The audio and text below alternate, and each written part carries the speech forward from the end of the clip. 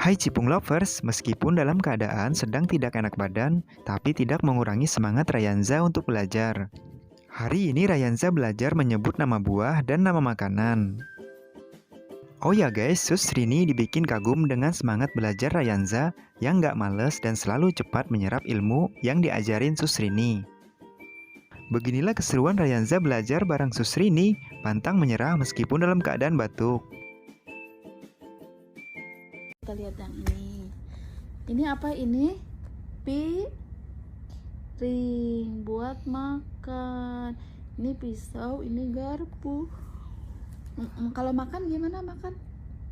Makan. Pinter. Kalau ini apa ini?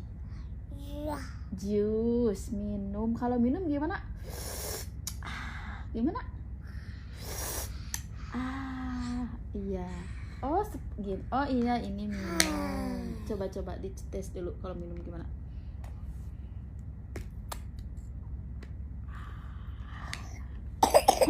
Batuk lagi. Coba kita. Oh, ngantuk deh. Coba kalau ini apa? Apel, bukan apa? Apel. Kalau yang ini apa yang ini? Apa? Apa ini namanya? Ini hewan binatang apa ini? Hewan apa? Gajah, Masya Allah. Kalau ini apa ini? Ini apa? Oh, bot. Iya, sepatu bot ya.